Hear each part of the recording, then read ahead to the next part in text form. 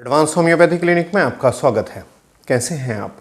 अभी तक हमने लेसन 44 में एंजाइटी पर होम्योपैथी दवाओं के माध्यम से ये बताया कि कैसे लक्षणों के आधार पे हम एंजाइटी को बहुत आसानी से ठीक कर सकते हैं। आज हम लेसन 45 में बताएंगे कि कैसे कुछ दवाएं ऐसी हैं होम्योपैथी में जो एंजाइटी को पूरी तरह से समाप्त कर देती हैं अगर हम लक्षणों के आधार पर उसका ट्रीटमेंट करते हैं। तो चलिए जान लेते हैं एंजाइटी होती क्या है। किसी भी छोटे से छोटे विचार का बहुत अधिक बढ़ चढ़ के दिमाग में बार बार रिपीट होना और उसी के विषय में हर समय दिमाग चलते रहना, हर समय वो विचार एक चैन के रूप में लगातार परसिस्ट करता है, जिसकी वजह से मरीज़ का खाना, मरीज़ का सोना, मरीज़ के कामकाज पूरी तरह से सामाजिक, मानसिक, शारीरिक सारे के सारे उसकी जो एक्टिविटीज़ होती हैं वो बाधित हो जाती हैं और मरीज़ जो है वो एक तरफ बैठकर या तो रोता है या डिप्रेशन में बैठा रहता है, किसी काम में उसका मन नहीं लगता। यही एंजाइटी कहलाती है।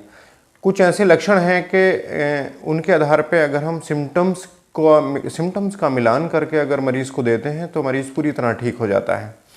कुछ ऐसी होम्योपैथी दवाओं के बारे में हम आपको बताएंगे कि अगर आप लक्षणों के आधार पे चुनाव करके सही सटीक मेडिसिन देते हैं तो कोई भी ऐसी एंजाइटी की समस्या नहीं है जो ठीक ना हो सके। चलिए जान लेते हैं कौन सी ऐसी होम्योपैथी दवाएं हैं और किन लक्षणों के आधार पर हम उनको दे सकते हैं।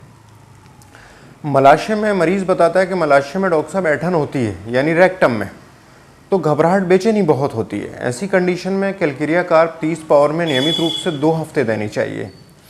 एक मरीज़ बताता है डॉक्टर साहब बहुत अधिक ओवर स्टडी करने के बाद घबराहट बेचैनी हो जाती है। बहुत ज़्यादा पूरे दिन या बहुत अधिक पढ़ने के बाद, मानसिक काम करने के बाद, यानी मेंटल एक्सर्शन के बाद घबराहट बेचैनी का शिकार होता है मरीज़। तो ऐसी कंडीशन में क्यूप्रम एसिटिकम 30 पावर में नियमित रूप से देनी चाहिए। इस तरह की जो समस्याएं वो समाप्त हो जाती हैं। मरीज़ को बहुत ज़्यादा घबराहट बेचैनी होती है, कोई सा भी ऐसा लक्षण बॉडी में, चाहे वो जुकाम हो, बुखार हो, खांसी हो, लेकिन घबराहट बेचैनी के साथ मरीज़ जो है वो अपनी प्रतिक्रियाएं देता है, तो ऐसी कंडीशन में एकोनाइट 200 में एक खुराक ही सफिशेंट होती है। एक लक्षण होता है मरीज़ घबराहट बेचैनी के साथ डिप्रेशन में आ जाता है, किसी से बात नहीं करता, चुपचाप पड़ा रहता है, तो ऐसी कंडीशन में एथ्यूजा साइनेपियम 30 पावर में 2 हफ्ते देनी चाहिए। इस तरह की जो समस्याएं वो समाप्त हो जाती हैं। एक लक्षण मरीज़ बताता है कि डॉक्टर साहब सुबह के समय घबराहट बेचैनी बहुत होती है, तो जिंकम मेटेलिकम 30 पावर में नियमित रूप से 2 हफ्ते देनी चाहिए। इस तरह की जो समस्याएं वो समाप्त हो जाती हैं। एक लक्षण होता है मरीज़ कहता है डॉक्टर साहब घबराहट बेचैनी के साथ माथे से बहुत पसीना आता है और सर में से हीट निकलती है, तो फॉस्फोरस 30 में नियमित रूप से 1 हफ्ता देनी चाहिए। इस तरह की जो समस्याएं हैं वो समाप्त हो जाती हैं पूरी तरह से। एक लक्षण होता है, और ये अधिकतर काफ़ी लोगों में देखने को मिलता है, जब भी मौसम ख़राब होता है या बिजली चमकती है और बहुत बादल गरजते हैं और या म्यूज़िक लाउड जो है नॉइज़ के साथ अगर वो सुनता है तो उसको घबराहट बेचैनी होने लगती है। ऐसी कंडीशन में नेट्रम कार्ब 30 पावर में नियमित रूप से 2 हफ्ता देनी चाहिए। इस तरह की जो समस्याएं हैं वो समाप्त हो जाती हैं। एक लक्षण मरीज़ बताता है डॉक्टर साहब जब भी जम्हाई आती है तो घबराहट बेचैनी होती है, तो प्लम्बम 30 में नियमित रूप से 2 हफ्ते दे दी जाए तो इस तरह की जो समस्याएं हैं वो समाप्त हो जाती हैं। एक लक्षण होता है कि घबराहट बेचैनी बहुत ज़्यादा होने की वजह से किसी भी काम में मन नहीं लगता। ऐसी कंडीशन में चैलिडोनियम 30 में नियमित रूप से 2 हफ्ते देनी चाहिए। इस तरह की जो समस्याएं हैं वो समाप्त हो जाती हैं।